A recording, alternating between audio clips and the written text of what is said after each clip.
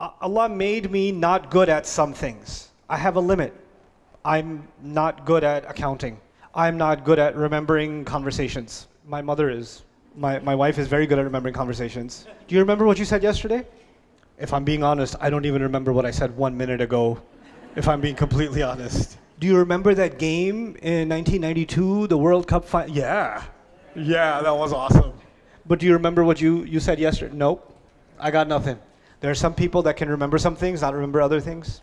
I'm good at creativity, not good at management. This is the thing. There are some people very good at organizing, but not very good at patience, right? Happens. Usually organized people, very impatient people. It's a thing, all right? Because they see any chaos around them, they're like, you know. So here's the thing.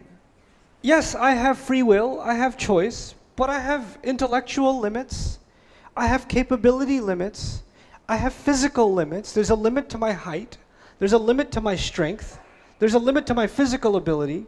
There's a limit to my economic mobility, right? There's a physical bodily limit. And that limit is a jibillah. You know, there's a saying in Old English, you can't grow out of your skin. You know what that means? You're made a certain way, and you need to know what you're capable of, and you also need to know your limits, right? If you're not designed to swim, Allah created you like a rock, and so you just bloop, you know. I had a friend who, he could drown in 1 foot. It's a miracle from Allah that he could do that. We went to this place, he went on a slide. It was a kid slide. It was a wet slide. You could stand up on it, your knees won't even be wet. And he's like, like, what? Allah didn't make you for that, right? So there's the limit placed within our genetic makeup.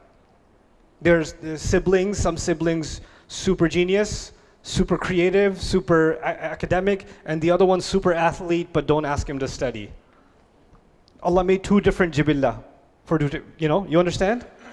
So there is this body that Allah gave us and this mind, these genetics that Allah gave us that are all different for all of us. The path that Allah chose, that He says He guided you to a path. The path He made was unique to you. And the path He made for me was unique to me. Based on my jibillah, physically, and outside of my jibillah, my environment. This is what psychology tells us. Human personality is made up of 2 things. It's made up of your genetics and it's made up of your environment. That's what modern psychology basically tells you, right? And Quran is also talking about how within that environment, like the hadith says, everybody was born on fitrah, parents make them Jews, Christians, and that's environment, isn't it? Right? So your environment and your genetics, within that, Allah gave you a path. Now, a farmer who lives with his kids out on top of a mountain somewhere, and he has to choose the right path. His right path is a different one. And the manager of a multi-million-dollar organization, he's a VP or something like that, his jibillah and his path is a different one. The choices he has to make or she has to make are different ones, you understand? And so each one of them was given the right directive to come back to Allah to do the right thing, and it was put inside of them. This is the jibillah from the body point of view. But then there's the grueling test and the ruh. The ruh itself, meaning there's my physical limits, but then there's my spiritual core inside.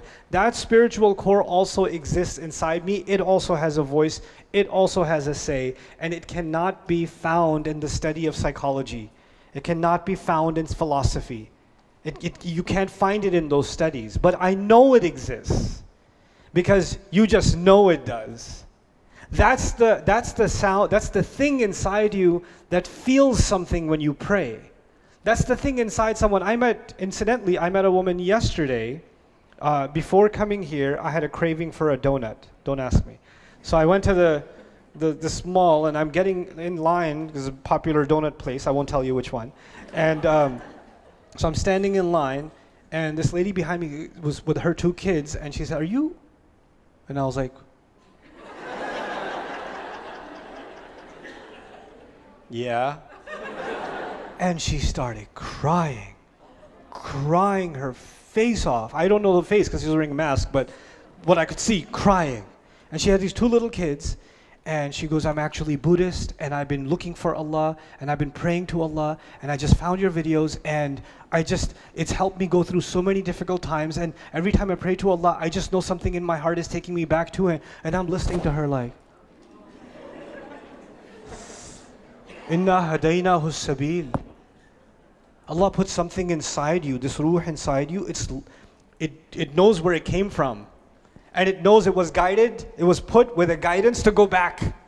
So it's always finding a way back. Inna hadaynahu sabil. So this is actually the test of the ruh itself.